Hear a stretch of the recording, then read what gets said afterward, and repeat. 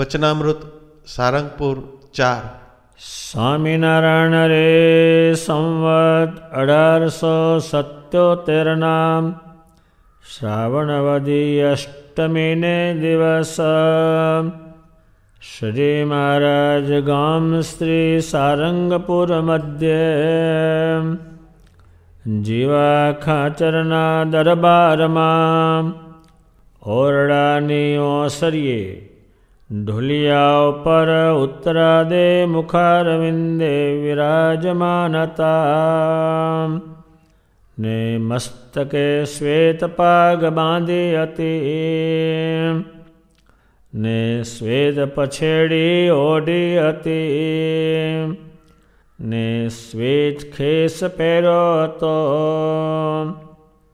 ને પોતાના મુખારવિંદની આગળ મુનિ તથા દેશ દેશના હરિભક્તની સભા ભરાઈને બેઠી હતી. પછી સ્વયં પ્રકાશાનંદ સ્વામીએ પ્રશ્ન પૂછ્યો છે, હે મહારાજ, આત્મા અનાત્માની ચોખ્ખી જે વ્યક્તિ તે કેમ સમજવી? જે સમજવે કરીને આત્મા અનાત્મા એક સમજાય જ નહીં. પછી શ્રીજી મહારાજ બોલ્યા છે, એક શ્લોકે કરીને અથવા 2 શ્લોકે કરીને અથવા 5 શ્લોકે કરીને અથવા 100 શ્લોકે કરીને અથવા 1000 શ્લોકે કરીને જે ચોખ્ખું સમજાય તે ઠીક છે. જે સમજાણા કેળે આત્મા અનાત્માના એકપણાનો લોચો જ રહે નહીં અને ચોખ્ખું સમજાય જાય તે સમજણ સુખદાયી થાય છે અને ગોબરી સમજણ સુખદાયી થતી નથી. માટે એમ ચોખ્ખું સમજે જે હું આત્મા તે મારા જેવો ગુણ દેહને વિશે એકે આવતો નથી અને જડ દુઃખ અને મિથ્યારૂપ જે દેહ તેના જે ગુણ તે હું ચૈતન્ય તે મારે વિશે એકે આવતો નથી. એવી વ્યક્તિ સમજીને ને અત્યંત નિર્વાસનિક થઈને ચૈતન્યરૂપ થકો પુરુષોત્તમ ભગવાનનું ચિંતન કરે. એવો જે જડ ચૈતન્યનો વિવેક તેને દ્રઢ વિવેક જાણવો અને ઘડીક પોતાને આત્મા રૂપ માને અને ઘડીક દેહરૂપ માનીને શ્રીનું ચિંતન કરે એને ગોબરો જાણવો. માટે એના અંતરમાં સુખ ન આવે. જેમ સુંદર અમૃત સરખું અન્ન હોય ને તેમાં થોડુંક ઝેર નાખ્યું હોય તો તે અન્ન સુખદાયી ન થાય, સામું દુઃખદાયી થાય છે. તેમ આઠો પહોર આત્માનો વિચાર કરીને એક ઘડી પોતાને દેહરૂપ માનીને શ્રીનું ચિંતન કરે એટલે એનો સર્વે વિચાર ધૂળમાં મળી જાય છે. માટે અત્યંત નિર્વાસનિક થવાય એવો ચોખ્ખો આત્મવિચાર કરવો. સ્વયં પ્રકાશાનંદ સ્વામીએ શ્રી મહારાજને એક પ્રશ્ન પૂછ્યો કે આત્મા અને અનાત્મા એ એક સમજાય નહીં. હવે આ પ્રશ્ન બ્રહ્માંડમાં કોઈને પૂછતા જ ન આવડે. અને આના ઉત્તર તો આ બ્રહ્માંડમાં કોઈ જાણે નહીં.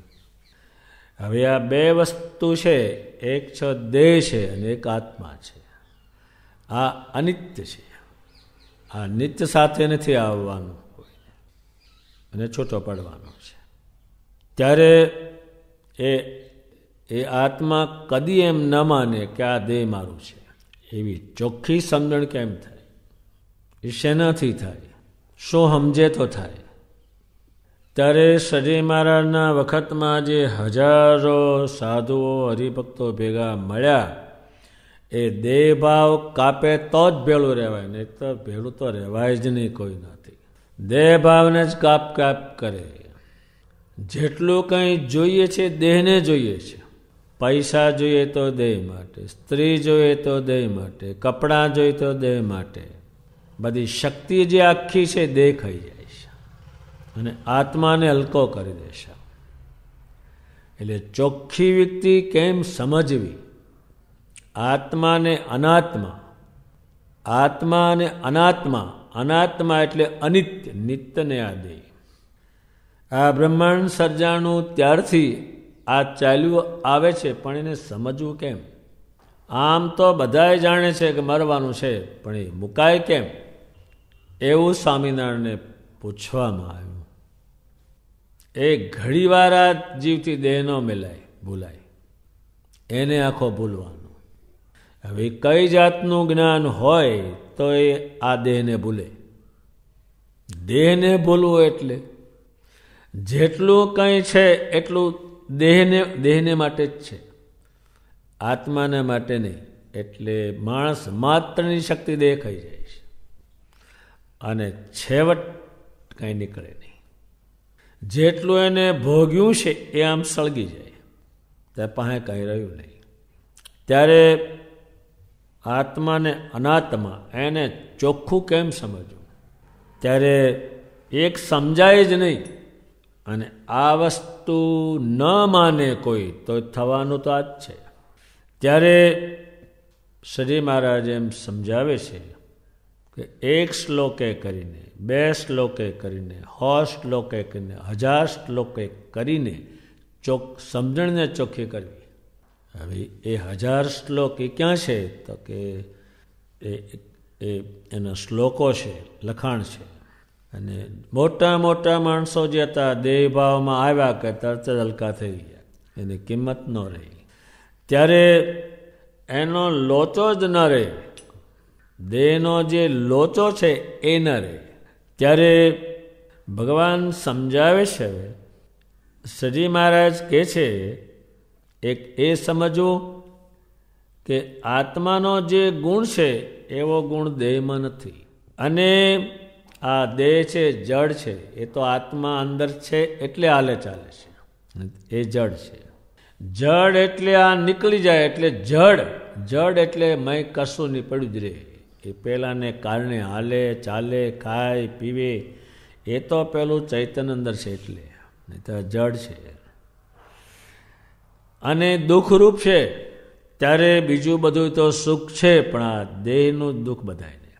ઘડી કાંઈ દેહનું ના હાચવાનું તો કોઈ પડવા જાય, મરવા જાય. અને કોઈએ કહ્યું નથી કે મને આ શરીરમાં સુખ છે, નહીં તો ભગવાનનું વાક્ય પાછું જૂઠું પડે. ગમે તેને તમે દેહનું કહેવ એટલે હું દુઃખી છું. કાં તો મને સ્ત્રી હારી મળી નહીં, કાં તો છોકરો હારો મળ્યો નહીં, કાં તો સારું ખાવાનું મળ્યું નહીં, મારું ઘરમાં કોઈ માને નહીં, ઊંચે આસને મને બેહાડ્યો નહીં. નરવાનું દુઃખ ઘડીએ ઘડીએ, અને પાછલા કાળમાં તો નરદમ દુઃખ. હવે આ એને માનીને બેઠો, એ દુઃખરૂપ છે. શરીર આવ્યું એટલે દુઃખ આવ્યું. આ શરીરને સુખી રાખવા માટે 14 આની જગત મથે છે, એનું ના માન, પણ તો આનો મેળ બેસતો નથી. હવે એ ભગવાને કહ્યું, હવે શોધવાનું રહ્યું. પણ સીધું સમજી લઈએ ત્યારે દેહ જે છે એમાંથી સુખ નહીં કાઢ્યું કોઈએ, રાવણ જેવાએ નહીં કાઢ્યું. અને મિથ્યારૂપ છે, તમે માનો એટલું જ રહે નહીં. બધાએ કહે હું આમ કરી નાખું, હું આમ કરી નાખું, હું તો બંકો કહેવાઉં, હું તો આવો કહેવાઉં. એ બધું આપણા નંદ સંતોએ પુષ્કળ સમજાવ્યું છે. પણ આ મિથ્યા માનવાનું, મિથ્યા એટલે ખોટી રીતે માનવાનું. અત્યારે આ ખેલ થાય એ મિથ્યા છે, સવાર સુધી માનવાનો, પછી એને કોઈ માને નહીં. અત્યારે કોઈ રાત્રે ખેલ થાય ને હનુમાનજી બને, એ રાતે ઠેકડા મારે, આમ તો જોવે માને, હવાર કોઈ નહીં. કે હનુમાનજી ક્યાં ગયા, મારે હવાશે રૂખડી ચડાવવી છે, એ કોઈ કહેવા ન જાય. રાત્રે કોઈ રામ બન્યો હોય ને કૂદાકૂદ કરી હોય ને બાણ માર્યા હોય ને હવારે કે ભાઈ રામ ક્યાં ગયા, મારે પધરામણી કરવી છે, આની પધરામણી કરે કોઈ? વાસા ઉતારી નાખે ને ગાભા ઉતારી નાખે તો જોવાય ગમે નહીં. એ આ દેહ છે એ ખેલ જેવો છે. માનું એટલું રહે નહીં કોઈનું, માને બધાએ. અને આને સુખી રાખવા માટે દુનિયા આખી મથે, પણ આ થતું નથી. કોઈ નહીં, દેહના બધા દુખિયા. અત્યારે કોઈ એક બોર્ડ મારે કે જેના દેહને દુઃખ હોય અહીં આવે, સવારમાં 5000ની લંગરબાજી હોય.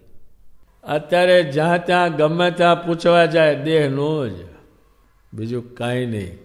કોઈ પૂછવા નથી ગયો કે મારે ભગવાન ભજવા છે, તે કેવી રીતે ભજવું? રામ કૃષ્ણાય નમો નમઃ, એ મને ખબર નહીં. કોઈએ કહ્યું છે કે આ મારે આ દેહને માનવું નથી ને મારે ભગવાન માનવા છે, કોઈને ખબર નહીં અને કોઈ કંઈ કે નહીં. આનું નાનું ધોળાધોળ કરે. સવારમાં શહેરોમાં હાડેડાટ મોટરો જતી હોય, સાયકલો જતી હોય, દોડતા હોય, પણ બધું દેહ માટે જ. 30, 40, 50, 100 કિલોમીટર નીકળે સવારમાં, બધા દેહ માટે. એટલે દેહ જે છે એને માન્યું છે એ મિથ્યા છે. એક શિયાળી હતું, તેને કોઈ દાડો ઊંટ નહીં જોયેલો. હવે એને ઊંટ જેવો તો નીચલો હોઠ એનો લબડે.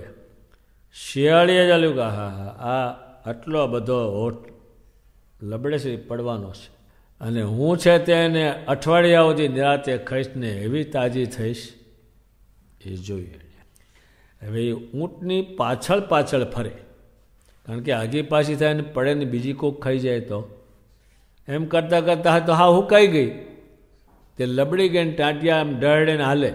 તો બીજી શિયાળીએ પૂછ્યું કે આ ઊંટની જોડે તું કેમ પાછળ ફરસ અને આવી હુકાઈ કેમ ગઈ?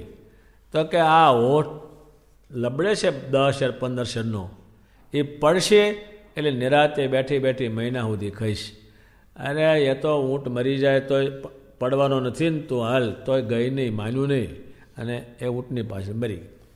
એમ આપણે આ હોઠ છે જે લબડે છે એની પાછળ પાછળ આ ઘણા સમજાવે, એટલે આ ભગવાન ઘડી ભજ એ કે ના.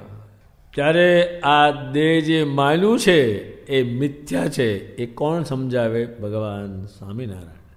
માન્યું એટલું જ રહેવાનું નહીં. આ સંબંધમાં આ વસ્તુને સમજાવતા હજારો કીર્તનો સંતોએ કર્યા છે, એટલે એ સમજવાના એમ કહે છે. ત્યારે ભગવાન સ્વામિનારાયણ કહે છે દેહના ગુણ ચૈતન્યમાં માનવાની અને ચૈતન્યના ગુણ દેહમાં માનવાની, એ ગુણમાં જ ફેર. આ બ્રહ્માંડ સર્જાનું ત્યારનું કોઈનું દેહ કોઈની ભેગું ન ગયું, અને દેહ જે ચોંટાડ્યું છે આત્માને એને ભગવાનને સમજાવવા ચોંટાડેલું છે. આ એક જ દેહ, બીજું કોઈ દેહ નહીં. બીજું કોઈ દેહ આ વાત ન સમજે ત્યારે એવી વ્યક્તિ સમજવાની આ દેહ રહેશે નહીં. એને લગતા આપણા નંદ સંતોએ હજારો ગ્રંથો લખ્યા, આમ તમને બંધ બેસે એવા લખ્યા, અને એ પૂરી વાત સમજાવે. એ ભગવાન કહે ચોખ્ખું સમજવાનું.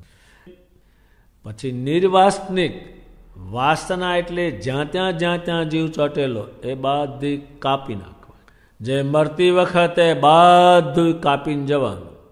ત્યારે આ જેણે આ કંઈ કર્યું જ નથી એ મરતી વખતે એમ બોલે છોકરા ક્યાંય ગયા, વહુ ક્યાંય ગઈ, ભાણી આવી, ફલાણું આવી, એમ કરે ને ત્યાં હરું તો પેલો જપકારો થઈ જાય એટલે આ જીવ ખાય નહીં, સુખ નહીં દેહમાં. એટલે ભગવાન સ્વામિનારાયણ કહે છે નિર્વાસનિક. વાસના તોડ કરવાનું, એ તોડ કરવાની વાસના. વાસ એટલે વસેલો, એને તોડ કરવાની.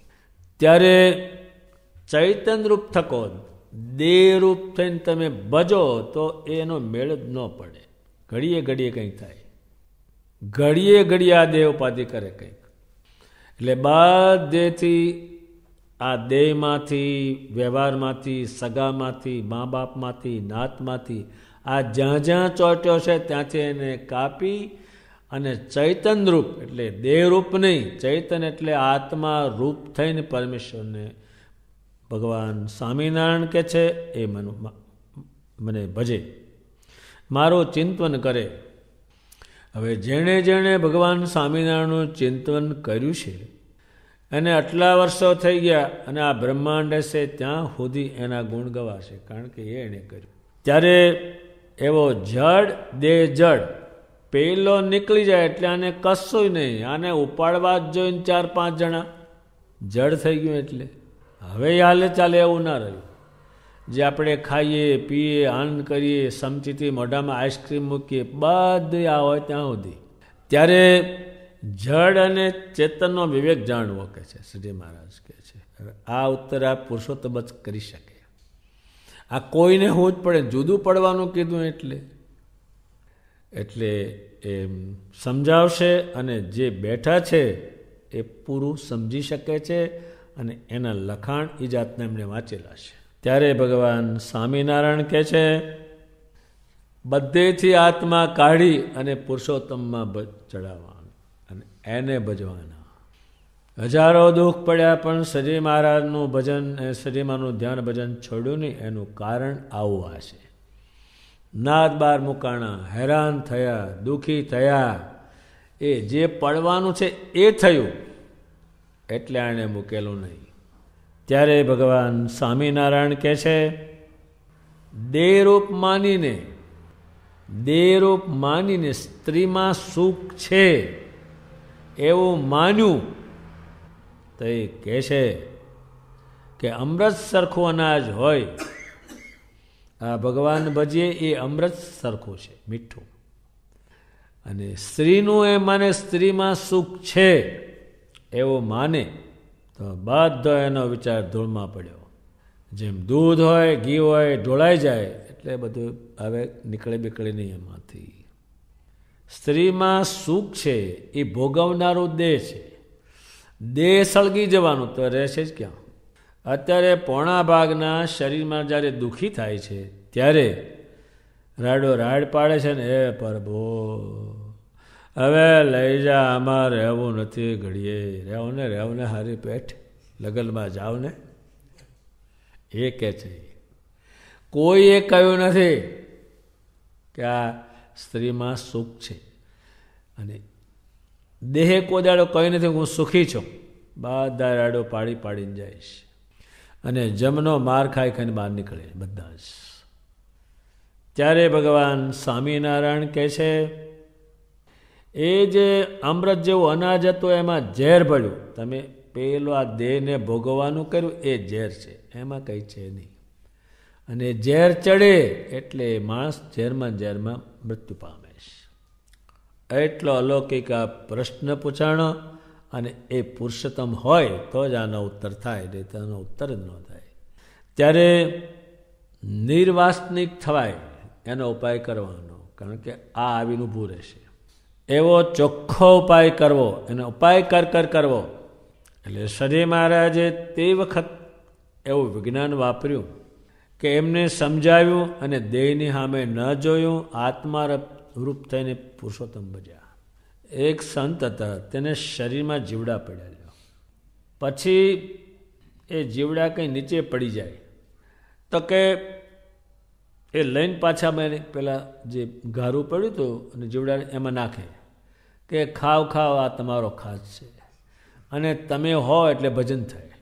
આ ચપટી કંઈ સારું હોય તો ચોરે ચોટે બે કેમ છે, અને જ્યારે છે લપકારા મારે ત્યારે રડે બેઠા. હવે આ દુઃખનો ક્યારે પાર આવશે.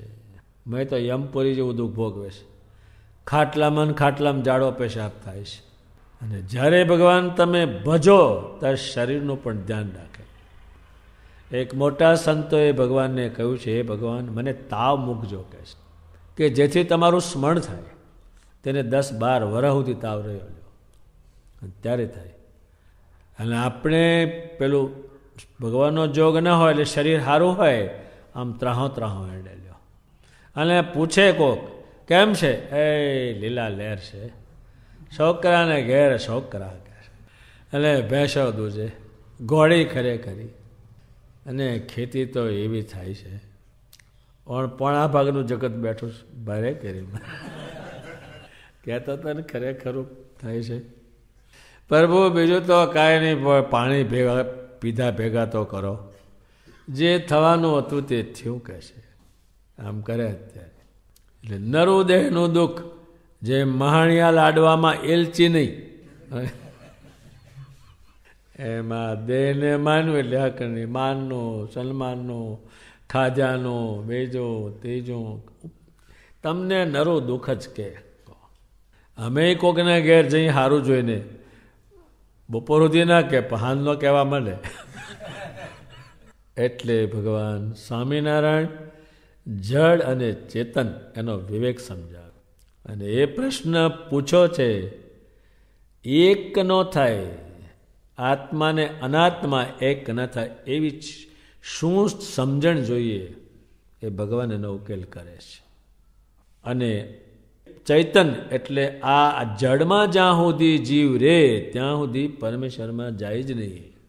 આમાં જ છે. એટલે મંદિરમાં જો ગયો અને આ ન હોય તો ત્યાંથી પાછો આવે, કોઈ પૂછ્યું નહીં, બેહવાનું પૂછ્યું નહીં, કંઈ હાર આપ્યો નહીં, કંઈ પ્રસાદી આપી નહીં. આ મંદિરમાં ગયા જવું છે, જ્યાં જવાતું હોય ત્યાં જા ભાઈ.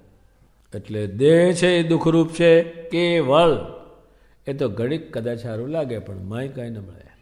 અને ભગવાનને કંઈ દંડ દેવો હોય તો દેહમાં દે, રાડો પાડ્યા કરાવો.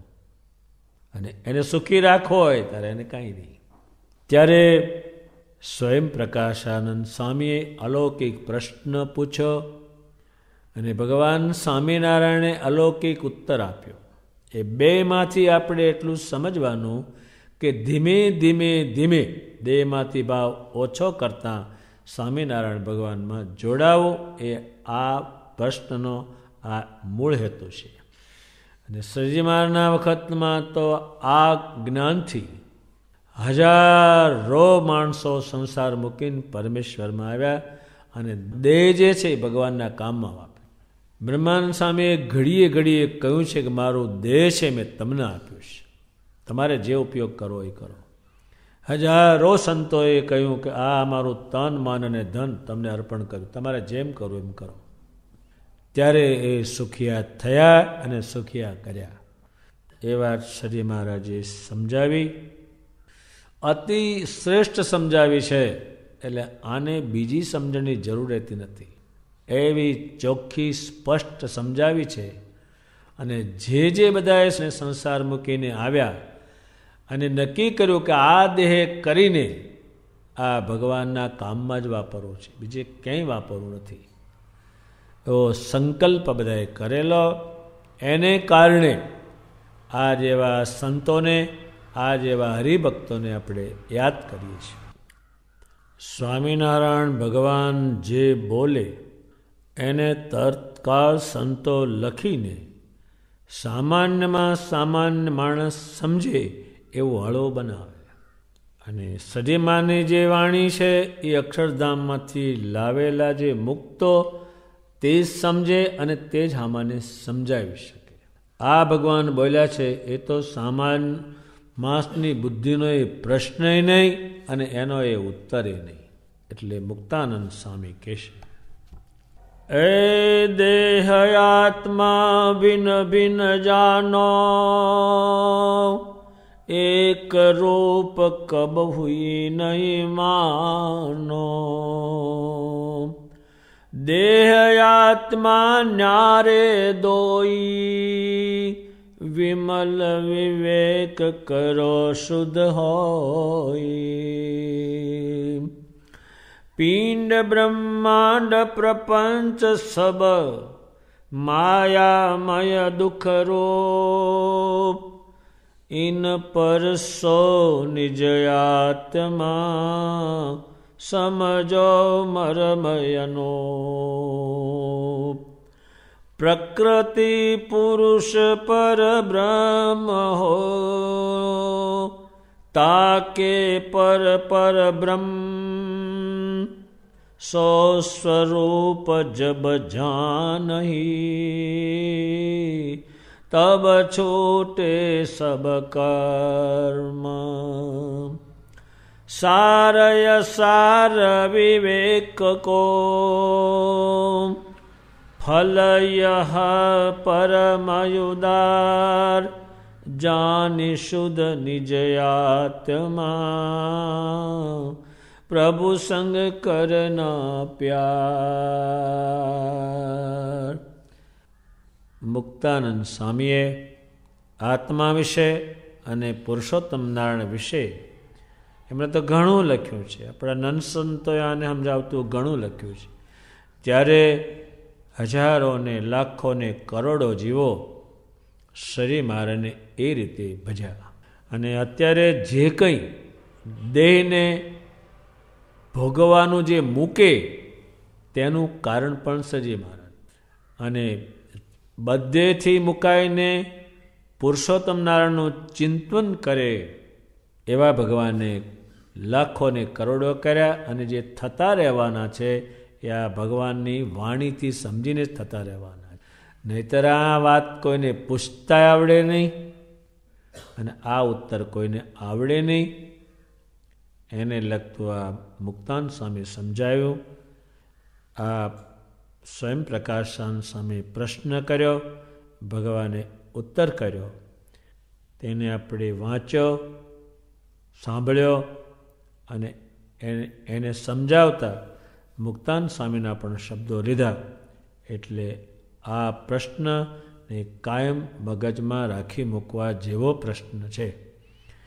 એ પ્રશ્ન હવે પૂરો થાય છે. અને કોઈકને એવો સંશય થાય જે અત્યંત નિર્વાસનિક નહીં થઈએ ને કાચા મરી જઈશું તો શા હવાલ થશે, તો એવો વિચાર ભગવાનના ભક્તને કરવો નહીં.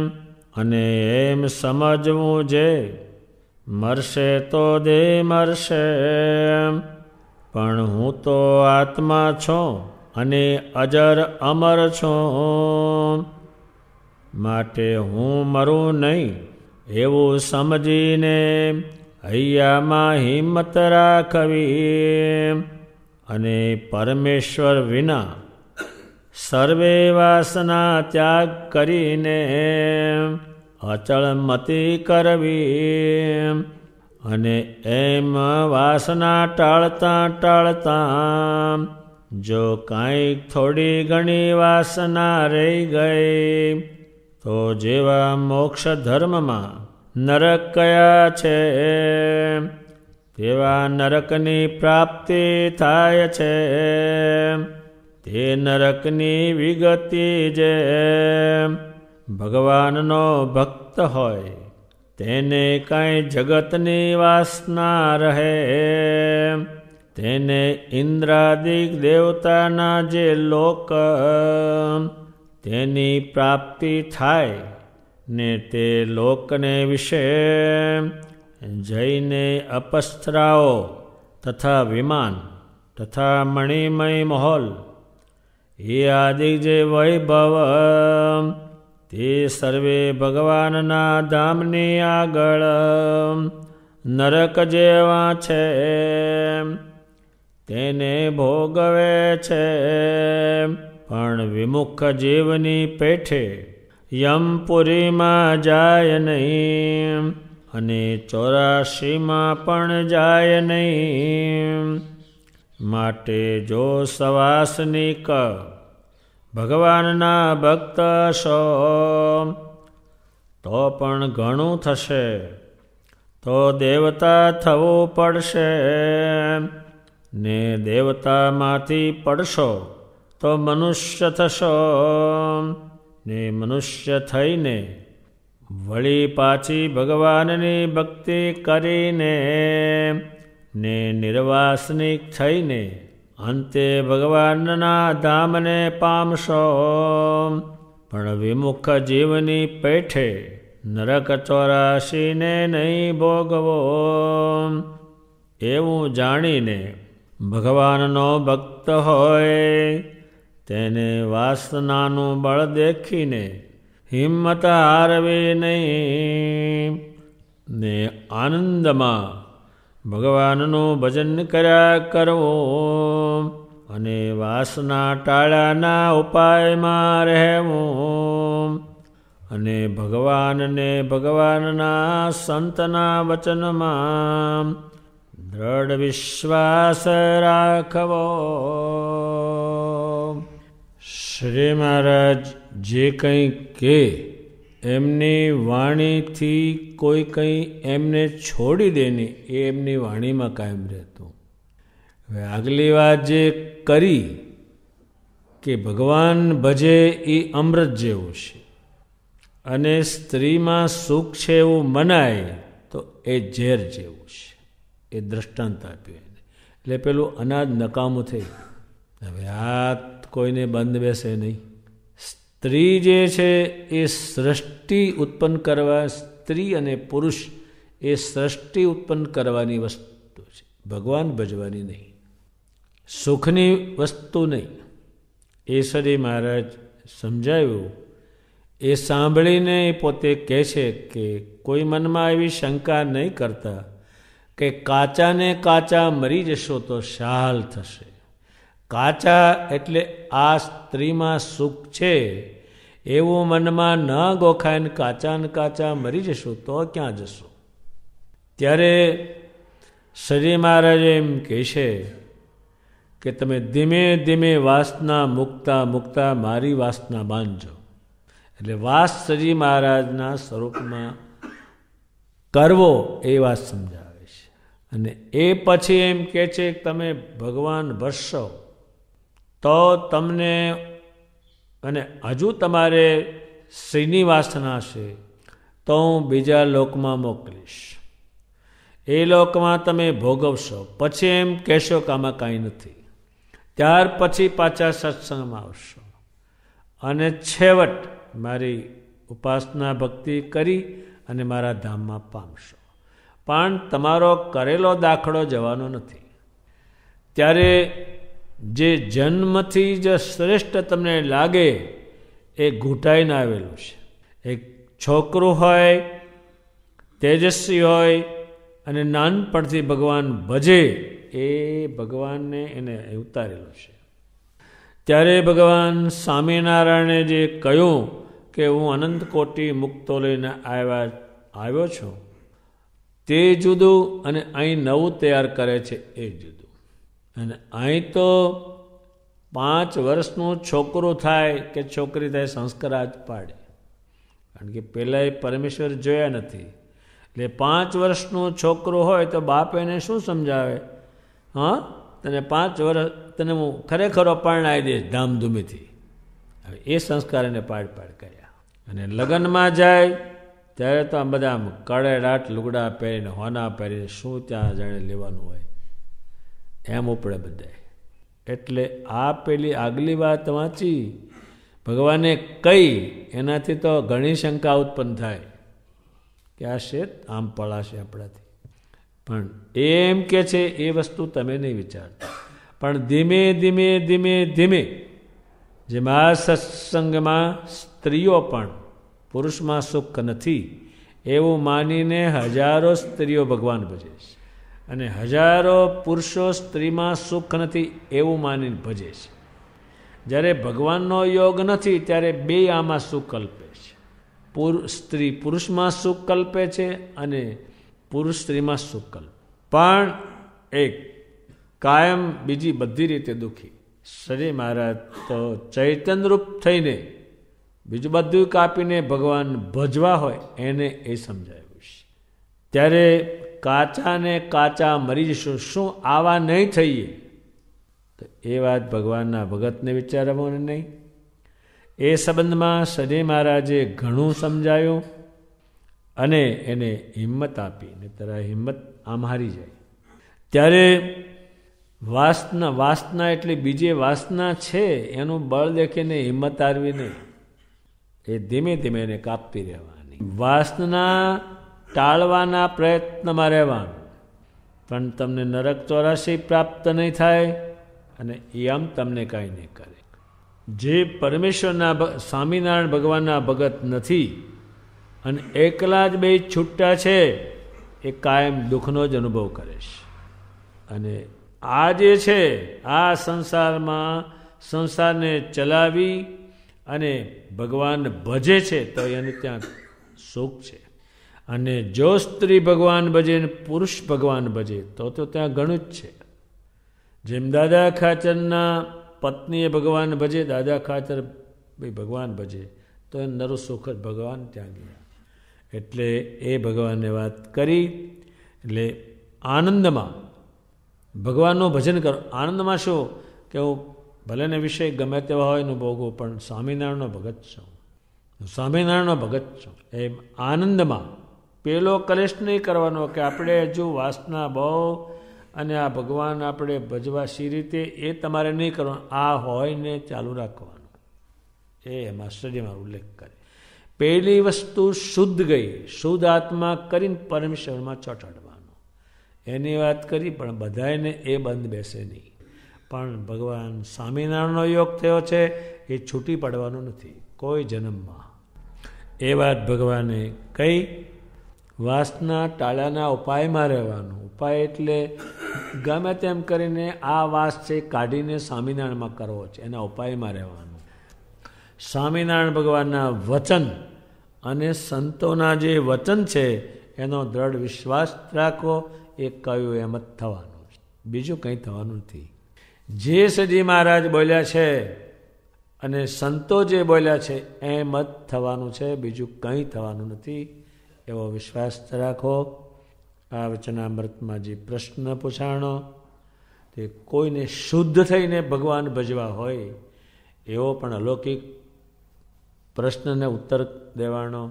અને આમાં રહી અને વાસનાનું બળ હોય અને ભગવાન માણસ ભજતા નથી, એટલે શું કે આપણાથી આ બને નહીં, આપણાથી આ થાય નહીં, એમ જ કર્યા કરે. અમારું આ કામ જ નહીં. સંસારમાંથી નવરા થઈ તારે જૈન મંદિરે, આખા નવરા છે તો એ ખબર નહીં.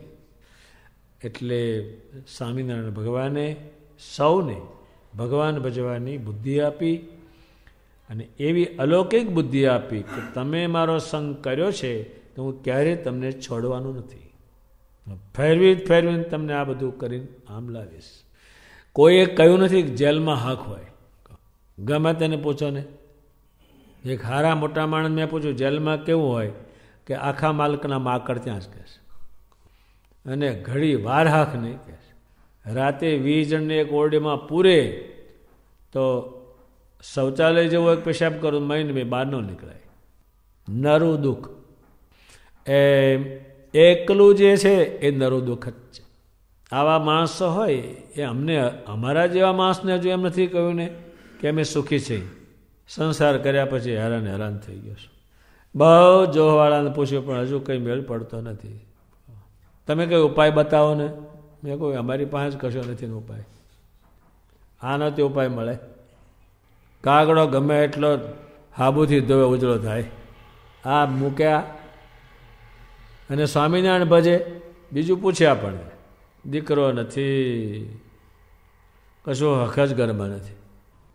સ્વયં પ્રકાશાનંદ સ્વામીજી પ્રશ્ન પૂછો, આત્માને અનાત્માની ચોખ્ખી વ્યક્તિ સમજાવો તો એ ચોખ્ખા બન્યા ને પોતે ફરતા ફરતા માણાવદરમાં પધાર્યા. એ માણાવદરમાં વેલાભાઈ અને જેઠબા નામના સત્સંગી હતા. એને 2 પુત્રો હતા.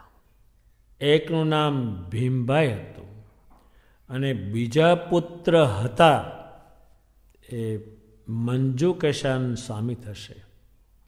પણ સ્વયં પ્રકાશાનંદ સ્વામી ત્યાં રોકાણા, ત્યાં સત્સંગ કરાવતા, ભગવાન ઓળખાવતા, આત્માને ઓળખાવતા.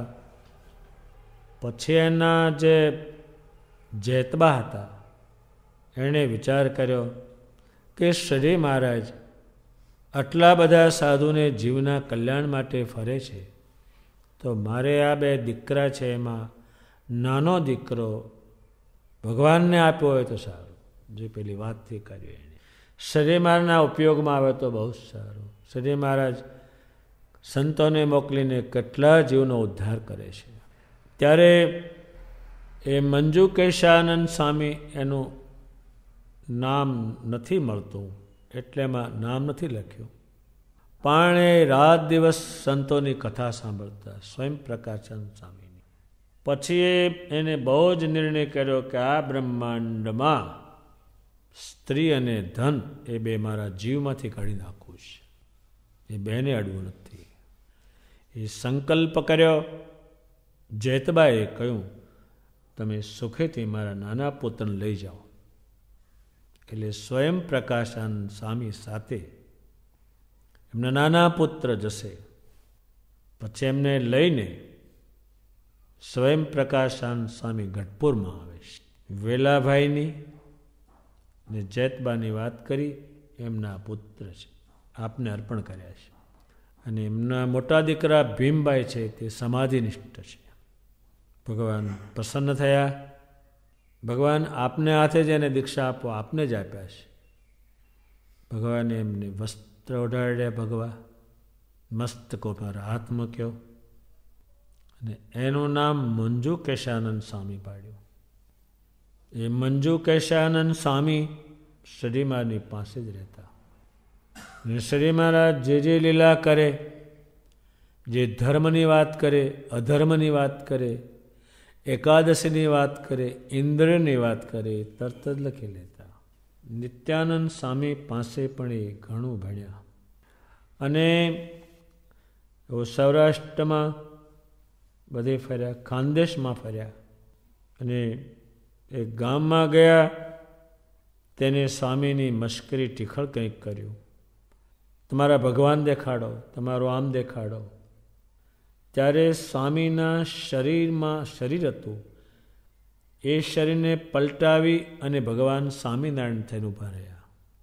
ત્યારે મંજુકેશાનંદ સ્વામીને એ મહારાષ્ટ્રના બધા લોકો પગે લાગ્યા અને ગુરુ માન્યા.